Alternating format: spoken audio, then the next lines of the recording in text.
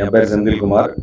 நான் வந்து தென்காசி மாவட்டம் சங்கரன்கோயில் பக்கத்துல உள்ள முரிப்பன்குளம் அப்படின்னு வில்லேஜ். அதுல மொத்தமே 30 வீடு தான். அதுதான் என்னோட சொந்த ஊர். என்னோட பள்ளி படிப்பு பார்த்தீங்கன்னா, அங்க எஸ்என்ஆர் ராமசாமி ராஜா மேல்நிலைப் பள்ளின்னு சொல்லி எங்க ஊர்ல இருந்து ஒரு 5 கிலோமீட்டர்ஸ். அந்த ஸ்கூல்ல தான் ஆரம்ப பள்ளி, அதாவது 6th to 12th வரைக்கும் அங்கே தான் படித்தேன். அதுக்கப்புறம் காலேஜ் லைஃப் பார்த்தீங்கன்னா, சென்னையில் உள்ள பச்சைபாஸ் காலேஜ்.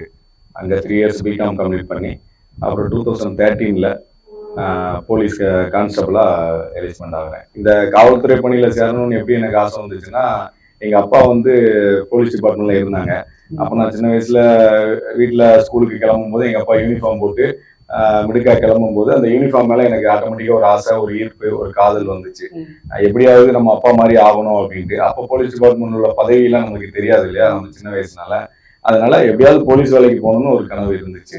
அதோட ஒரு கண்டினியூட்டி தான் இப்ப நான் சப் இன்ஸ்பெக்டரா வந்து உட்காந்துருக்கேன். இப்ப என்னன்னா 2013ல நான் காலேஜ் முடிச்சேன். முடிச்சதுக்கு அப்புறம் இந்தியன் ஆர்மிக்கும் போலீஸ் செலெக்ஷனுக்கும் அதுல ஒரு ஈர்ப்பு இருந்தனால ஆட்டோமேட்டிக்கா செலெக்ஷன் அட்டன் பண்ணியிருந்தேன். 2013ல கிரேட் 2 கான்ஸ்டபிளா செலக்ட் ஆகி தமிழ்நாடு போலீஸ்ல நான் கிரேட் 2 கான்ஸ்டபிளா பணியாற்றிட்டு இருந்தேன். அதுக்கப்புறம் 2019 டைரக்ட் எஸ்ஐ எக்ஸாம்ல எக்ஸாம் எழுதி ஸ்டேட் 2வது மார்க் எடுத்து இப்ப எஸ்ஐயா கோயில்பட்டியில ஒர்க் பண்ணிட்டு இருக்கேன். இது வந்து எனக்கு 2வது போஸ்டிங். இதுனா முதல் போஸ்டிங் எனக்கு சேலம் மாவட்டம் தீவட்டிப்பட்டி அப்படின்னு சொல்லி ஒரு காவல் நிலையத்துல பணியாற்றினேன். அங்க ஒரு 8 மாசம் வரைக்கும் இருந்தேன். இருந்துட்டு அதுக்கப்புறம் இப்ப செகண்ட் போஸ்டிங் நம்ம கோயில்பட்டிக்கு வந்திருக்கேன்.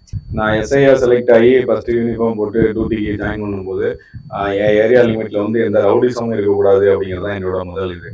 அதுக்கப்புறம் 2வது என்னன்னா போதைப் பொருள்ல வந்து ஸ்ட்ரிக்டா இருக்கணும்னு சொல்லி ஒரு இது.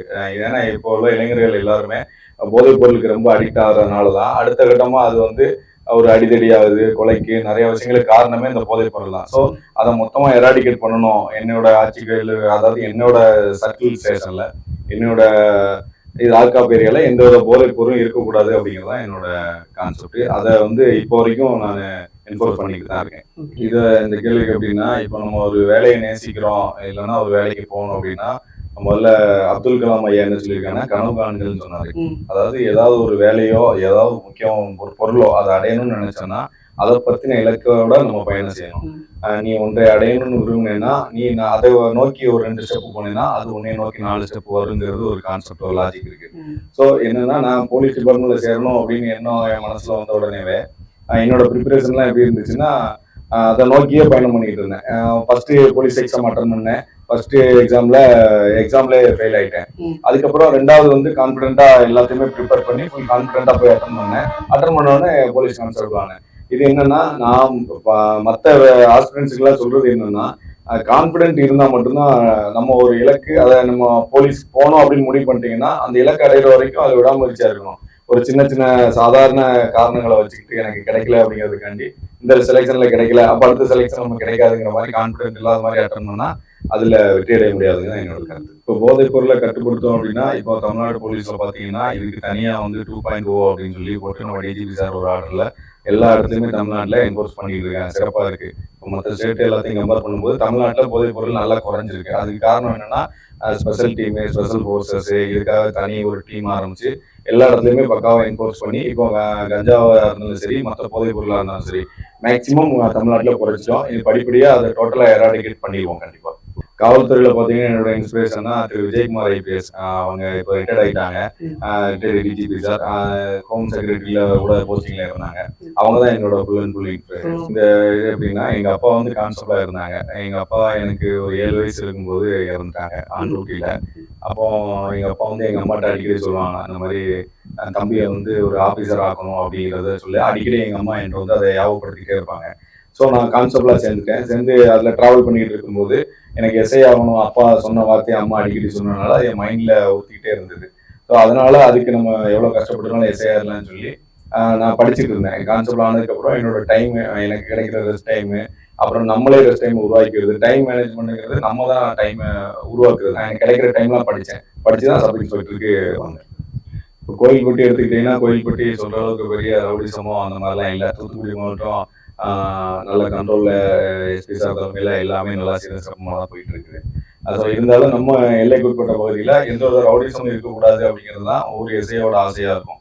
அதுதான் என்னோட ஆசையும். நம்ம இருக்கிற ஸ்டேஷன் லிமிட்ல எந்த ரவுடிசமும் இருக்கக்கூடாது, போதைப் பொருள் இருக்கக்கூடாது, மக்கள் வந்து இங்க எந்த பயமும் அச்சமும் இல்லாம வாழணும். அதுதான் என்னோட முதல் இது. கோயில்பட்டியில மாத்தணும் அப்படின்னு சொன்னா மாத்த வேண்டிய அளவுக்கு பெரிய விஷயம் அங்க எதுவும் கிடையாது. இங்க உள்ள மக்கள் எல்லாமே எது சொன்னாலும் புரிஞ்சுக்கக்கூடிய மக்கள், நல்ல போலீஸ்க்கு நல்ல ஒத்துழைப்பு கொடுக்காங்க. ஸோ மாத்தணும் அப்படின்னா அந்த ரோடு ஆக்சிடென்ட் ஒரு சில நேரத்துல கொஞ்சம் அதிகமா ஆகுற மாதிரி கொஞ்சம் ஃபீலிங் இருக்கு. அதை குறைக்கணும்னா அது மக்களோட ஒத்துழைப்புல நாங்க கண்டிப்பா ஃபியூச்சர்ல ரோடு ஆக்சிடென்ட் குறைக்கிறதுக்கு பார்ப்போம். கோயில்பட்டியில நான் இதை ரொம்ப மிஸ் பண்ணுவேன் அப்படின்னா, நான் கோயில்பட்டியை விட்டு டிரான்ஸ்ஃபர் போனா கோயில்பட்டியே மிஸ் பண்ணுவேன் அப்படிங்கிறது தான் என்னோட இதா இருக்கும். ஏன்னா அங்க உள்ள மக்கள் எல்லாமே பழக்கவழக்கத்துக்கு நல்ல மக்கள், நல்லா எல்லா விஷயங்களுக்கும் ஒத்துழைப்பு கொடுக்குறாங்க. அது இல்லாம ஒரு சில விஷயங்களை நல்லா புரிஞ்சுக்கக்கூடிய பக்குவம் இருக்கனால இது கோயில்பட்டியே நான் மிஸ் பண்ணுவேன். போலீஸ்ல ஜாயின் பண்ண எஸ்ஐயா ஜாயின் பண்ணி அந்த 2 ஸ்டாரை தோல்ல மாட்டும் போது எங்க அப்பா சொன்ன கனவை வந்து நிறைவேற்றிருக்கோம் அப்படிங்கிற ஒரு ஆசை எங்க அம்மாட்ட அந்த யூனிஃபார்மோட போய் நிற்கும் போது எங்க அம்மாவுக்கு கண்ணீர் வந்தது. ஸோ அப்பாவோட கனவை நிறைவேற்றிட்டோம் அப்படிங்கிற ஒரு பெருமை எனக்கு இருந்துச்சு. ஆமா, நீங்க சொல்றது கரெக்ட் தான். என்னன்னா இப்போ மற்ற குரூப் 4 எக்ஸாமோ மற்ற யூபிஎஸ்சி எக்ஸாம்ல மற்ற டிபார்ட்மெண்ட்ல உள்ளது என்ன பார்த்தீங்கன்னா அதுக்கு போதுமான நாலேஜ் போதுமானது, பிசிக்கல் அந்த அளவுக்கு எதிர்பார்க்க மாட்டாங்க. ஆனா பட் நீங்க சொன்ன மாதிரி டிஃபென்ஸ்ல போலீஸ் ஆர்மி இந்த இதுக்கு பார்த்தீங்கன்னா பாடி ஃபிட்னஸ் ரொம்ப முக்கியம். இது எப்படி மெயின்டைன் பண்ணணும்னா சடனாலாம் பாடி ஃபிட்னஸை கொண்டு வந்துட முடியாது. கன்சிஸ்டன்சி தான். என்னன்னா ஒரு ஒர்க்கை திரும்ப திரும்ப பண்றது தான் அதுக்கான ரிசல்ட் கொடுக்கும். இப்போ என்ன பார்த்தீங்கன்னா நான் கிட்டத்தட்ட ஒரு 12 வருஷமா என்னோட பாடி மெயின்டைனிங்ல ரொம்ப கவனம் செலுத்துவேன். எப்படி டைம் கிடைக்கலனாலும் பரவாயில்ல, அந்த டைமை எனக்குள்ள கொண்டு வந்து மினிமம் ஒரு நாளைக்கு ஒரு 1 hour ஆச்சு என்னோட பாடி ஃபிட்னஸ்க்காக நான் செலவு பண்ணிடுவேன். அது இல்லாமல் ஃபுட் கண்ட்ரோலும் இதில் ரொம்ப முக்கியம். பாடி ஃபிட்னஸை கொண்டு வரணும்னா நம்ம ஃபுட் கண்ட்ரோலும் இது பண்ணி அதை பேலன்ஸ் பண்ணி கொண்டு போனாலே அது நம்மளுக்கு ஈவன் ஆயிடும். இப்போ இன்டர்வியூ எடுத்துக்கிட்டிங்கன்னா சில அகாடமிலாம் இன்டர்வியூ நம்ம போகிறதுக்கு முன்னாடியே எக்ஸாம் எல்லாம் பாஸ் பண்ணோடனே மார்க் இன்டர்வியூ அட்டன் பண்ணுவாங்க. அந்த மாதிரி நான் ஒரு 2 இன்டர்வியூ அட்டன் பண்ணேன். அதில் கொஞ்சம் ஒரு தெளிவு கிடைச்சிது. இன்டர்வியூ அப்படிங்கிறது என்னன்னா நம்மளை சுற்றியும் நம்மளை சார்ந்த கேள்விகளுமா தான் இருக்கும். இன்டர்வியூ அப்படிங்கிறது நீங்கள் நம்ம நினச்சி போகிற மாதிரி இருக்காது. ஆனால் எல்லாமே நம்மளை சுற்றி எல்லாமே ப்ரிப்பேர் பண்ணிட்டு போகணும். இப்போ நம்ம நேம் ஆரம்பித்து நம்ம ஒர்க் பண்ணுறது நம்மளோட நேட்டிவ், நம்மளோட அப்பா அம்மா, நம்மளை சுற்றி நம்ம இதுக்கு முன்னாடி பார்த்த ஒர்க்கு எல்லாத்தையுமே சேர்த்து தான் நம்மளுக்கு கேள்வி இருக்கும். எனக்கு இன்டர்வியூ பார்த்தீங்கன்னா நான் ஆல்ரெடி போலீஸ் டிபார்ட்மெண்ட்டில் சர்வ் பண்ணனால எனக்கு டிபார்ட்மெண்டல் சார்ந்த கொஸ்டின்ஸ் இருந்துச்சு. நான் யூனிஃபார்ம் போட்டு இன்டர்வியூ அட்டன் பண்ணேன். அப்போ சென்னையில் டெல்லியில் வந்து இந்த அது என்ன வேளாண் விவசாயிகள் போராட்டம் இது நடந்துகிட்டு இருந்தது. ஸோ அது ரிலேட்டடாக கொஸ்டின்ஸ் இருந்துச்சு. நம்மளுக்கு இன்டர்வியூ கொஸ்டின்ஸ் எப்படி இருக்குன்னா நம்ம படித்த மேஜர் அது ரிலேட்டடாக இருக்கும். அதர்வைஸ் கரண்ட்டில் என்ன சுச்சுவேஷன் ஸ்டேட்லேயோ இல்லைன்னா நம்ம ஹோல் இந்தியாலேயோ வேர்ல்டுலேயோ ஏதாவது இம்பார்ட்டண்டான ஒரு இது போயிட்டு இருக்குன்னா அதை சம்மந்தமாக கண்டிப்பாக கொஸ்டின்ஸ் இருக்கும். இப்போ இன்டர்வியூ எடுத்துக்கிட்டோம்னா இன்டர்வியூக்கு நம்ம போகிறதுக்கு முன்னாடியே நம்மளுக்கு ஒரு ஷீட் மாதிரி கொடுக்குறாங்க. அந்த ஷீட்டில் வந்து நம்மளோட work name, nativity, parents name, அப்புறம் இது ப்ரீவியஸ் ஜாப்பு, உங்களோட ஹாபி என்ன, ஸ்போர்ட்ஸில் எந்த ஸ்போர்ட்ஸில் ரொம்ப இதாக இருப்பீங்க அப்படிங்கிற மாதிரி கேட்குறாங்க. ஸோ அந்த ஃபார்மை வச்சு தான் அவங்க நம்மளுக்கு கேள்வி கேட்குறாங்க. அதன் அடிப்படையில் அப்படி இருக்கும்போது நான் ஹாபீஸில் ஜிம் போட்டிருந்தேன், ஜிம் ஒர்க் அவுட்னா. அப்போ ஜிம் ஒர்க் அவுட்னா நீங்கள் 6 பேக் வச்சுருக்கீங்களா, வச்சுருந்தீங்களா, எந்த மாதிரியான ஒர்க் அவுட் பண்ணீங்க, ஒரு 4 ஒர்க் அவுட்டோட நேம் சொல்லுங்க அப்படின்னு சொல்லி அந்த மாதிரி கொஸ்டின்ஸ் இருந்துச்சு. அப்புறம் ஜிம்முன்னு போட்ட உடனே அர்னால்டு பற்றி கேட்டாங்க. ஏன் நம்மளுக்கு ஜிம்முன்னு உடனே காமனாக நார்மல் பீப்புளுக்கு அர்னால்டுங்கிறது வருவார் மைண்டுக்கு. ஸோ அர்னால்டோட இப்போ எங்கே இருக்காரு, அவர் எந்த மாகாணத்தோட கவர்னராக இருக்காரு, எத்தனை தடவை வேர்ல்டு ஹெவிவெயிட் அடிச்சிருக்காரு, அந்த மாதிரியான கொஸ்டின்ஸ் அதை ஒட்டியே உள்ள கொஸ்டின்ஸ் இருந்துச்சு. அதுக்கப்புறம் எனக்கு ஊர் நேட்டிவ் பார்த்தீங்கன்னா சங்கரன்கோயில். ஸோ சங்கரன்கோயிலில் உள்ள கோயில் பற்றி கொஸ்டின்ஸ் இருந்தது. இப்போ சங்கரன்கோயில் கோயில் எந்த வருஷம் கட்டப்பட்டது, யாரால் கட்டப்பட்டது அப்படிங்கிற மாதிரி கொஸ்டின்ஸ் இருந்தது.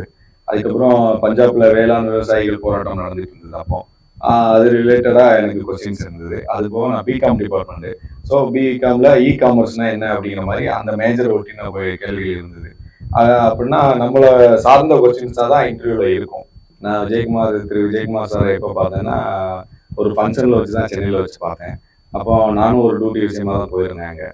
அப்போ போலீஸ் கான்ஸ்டபிளாக இருந்தேன். நான் எஸ்ஐ எக்ஸாமுக்கு ப்ரிப்பேர் பண்ணிட்டு இருந்தேன். ஸோ இருந்தாலும் நம்மளோட போலீஸ் டிபார்ட்மெண்ட்டில் இன்ஸ்பிரேஷன் அப்படிங்கும்போது சாரை பார்க்கும்போது எனக்கு ரொம்ப சந்தோஷமாக இருந்தது. சார்கிட்ட போய் பேசினேன்.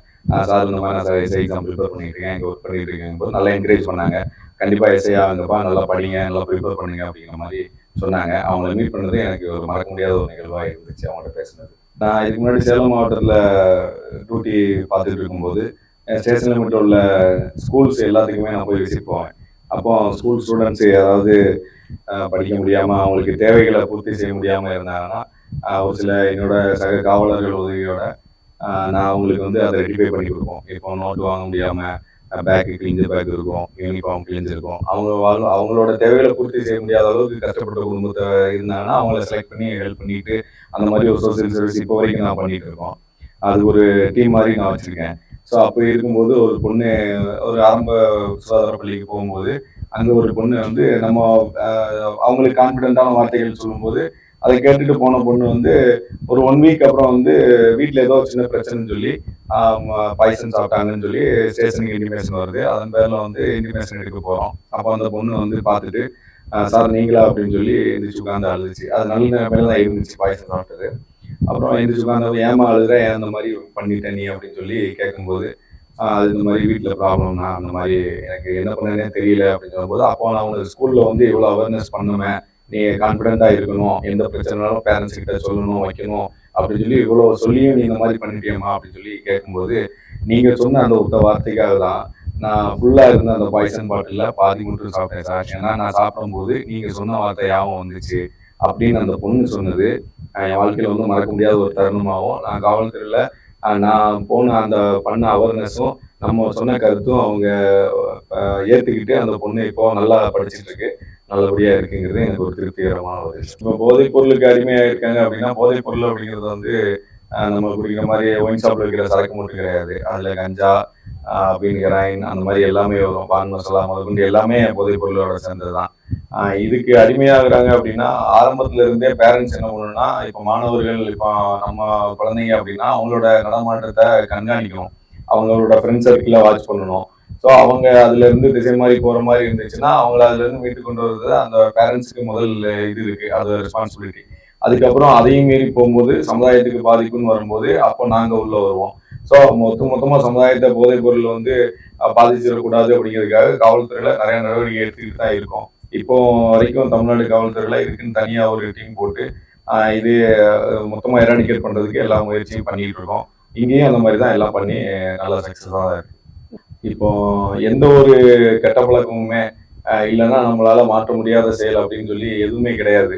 அதாவது எந்த ஒரு மனுஷனுமே ஏதாவது ஒரு விஷயத்துல அடிக்ட் ஆகிருக்கும் போது சுயமா சிந்திச்சா போதும். ஒரு 5 மினிட்ஸ் நம்மளுக்காக உட்காந்து நம்மளே ரிவைண்ட் பண்ணி பார்க்கணும், நம்ம எந்த மாதிரி பாதையில போயிட்டு இருக்கோம் அப்படின்னு சொல்லி ரிவைண்ட் பண்ணி பார்த்து யோசிச்சு இப்போ அதிகமா நம்ம எந்த விஷயத்துல பாதிக்கப்பட்டிருக்கோமோ அதோட எதிர் திசையில இப்போ எடுத்துக்கிட்டோம்னா சில பேருக்கு ஜிம் ஒர்க் அவுட் ரொம்ப ஒரு இதா இருக்கும். அப்போ நம்மளால மறக்க முடியாத ஒரு விஷயமா இருக்கு, நம்ம அதிகமா பாதிக்கப்பட்டிருக்கோம் அப்படின்னா நம்ம ஜிம்ல கான்சென்ட்ரேட் பண்ணலாம். இல்லைன்னா ஒரு சில பேர் அத்லெட்டா இருப்பாங்க, ரன்னிங்ல கான்சென்ட்ரேட் பண்ணலாம். இல்லைன்னா ஒரு சில பேர் பயங்கரமான டேலண்ட் டிராயிங்கா இருப்பாங்க, ஆர்டிஸ்டா இருப்பாங்க. அந்த மாதிரி அவங்களோட கவனத்தை திசை திருப்பி அதுல போனா கண்டிப்பா எதுல இருந்தாலும் மீண்டு வரலாம் அப்படிங்கிறது தான் என்னோட. இப்போ எனக்கு என்னன்னா பேசிக்கா வந்து பாடி ஃபிட்னஸ் மேல வந்து காலேஜ் படிக்கும் போதே இன்ட்ரெஸ்ட் இருந்தது. ஸோ அப்பையில இருந்தே நான் ஜிம்முக்கு ரன்னிங் எல்லாமே இன்ட்ரெஸ்ட் காட்டியிருந்ததுனால அதுவும் இல்லாம சுவர் இருந்தால் தான் சித்திரம் வரைய முடியும் அப்படிங்கிற ஒரு இது பழமொழியில என்னன்னா நம்ம ஒரு ட்ரெஸ் போடுறோம் அப்படின்னா அது யூனிஃபார்ம் மட்டும் இல்லை, எது போட்டாலும் அந்த உடம்புக்குன்னு சொல்லி ஒரு ஸ்ட்ரக்சர் இருக்குது, அது படி இருந்தால் தான் நல்லா இருக்கும் அப்படிங்கிறதுல நான் இது இருப்பேன். அதனால பாடி ஃபிட்னஸ்ல இன்ன வரைக்கும் அதுதான், எந்த யூனிஃபார்மோ ஏதோ சிவில் ட்ரெஸ் எது போட்டாலும் கரெக்டா இருக்கணும் அப்படின்னு சொல்லி எனக்குள்ளே வருது.